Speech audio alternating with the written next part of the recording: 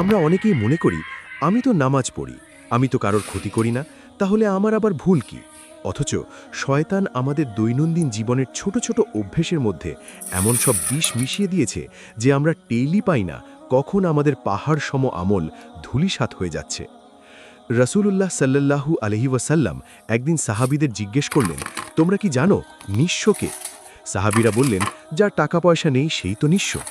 নবীজি বললেন, না, আমার উম্মতের মধ্যে সেই ব্যক্তি সত্যিকারের নিঃস্ব যে কেয়ামতের দিন পাহাড় পরিমাণ নামাজ, রোজা ও জাকাত নিয়ে আসবে, কিন্তু সে দেখবে সে কাউকে গালি দিয়েছে, কারোর হক নষ্ট করেছে, কাউকে মিথ্যা অপবাদ দিয়েছে। ফলে তার সব নেক আমল পাওনাদারদের দিয়ে দেওয়া হবে এবং তাদের গুনাহ এই ব্যক্তির ঘাড়ে চাপিয়ে তাকে জাহান্নামে ফেলা হবে। নাউজুবিল্লাহ। চিন্তা করুন, সারা জীবন কষ্ট করে ইবাদত করলেন আর দিন শেষে ফলাফল শূন্য। আজ আমরা এমনই 10টি মারাত্মক ভুলের কথা আলোচনা করব যা আমরা প্রতিদিন করছি। প্রথম এবং সবচেয়ে বড় ভুলটি আমরা করি পবিত্রতা অর্জনে, বিশেষ করে প্রস্রাব পায়খানার পর পবিত্র হওয়ার ক্ষেত্রে। রাসূলুল্লাহ সাল্লাল্লাহু আলাইহি ওয়াসাল্লাম বলেছেন, অধিকাংশ কবরের আযাব হয় প্রস্রাব থেকে ঠিকমতো পবিত্র না হওয়ার কারণে। আমরা অনেকেই তাড়াহুড়ো করে বাথরুমে যাই, ঠিকমতো পানি ব্যবহার করি না, অথবা টিস্যু বা কুলুক ব্যবহার না করেই উঠে পড়ি। ফলে কাপড়ে নাপাকির ছিটা লাগে। আর শরীর বা কাপড় নাপাক থাকলে আপনার নামাজ হবে না। আপনি ঘন্টার পর ঘন্টা সিজদায় পড়ে থাকলেও তা আল্লাহর কাছে পৌঁছবে না। আবার অজুর ক্ষেত্রেও আমরা মারাত্মক ভুল করি। কনুই বা গোড়ালি শুকনো থেকে যায়।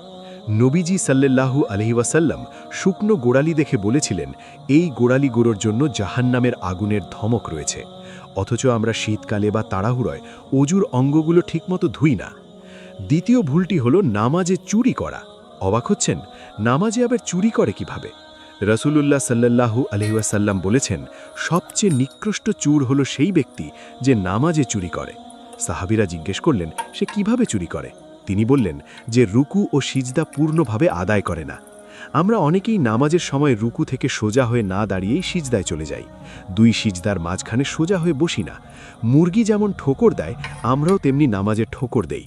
প্রিয় ভাই ও বোন, জেনে রাখুন, ধীর স্থিরতা নামাজের ফরজ। আপনি যদি রুকু সিজদায় পিঠ সোজা না করেন, স্থির না হন, তবে আপনার নামাজ বাতিল হয়ে যাবে।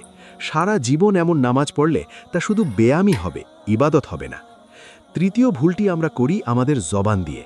আমরা কথায় কথায় শিরক করে ফেলি, যা আমরা নিজেরাও বুঝি না। যেমন কেউ বিপদে পড়লে বলে, ডাক্তার না থাকলে রোগীটা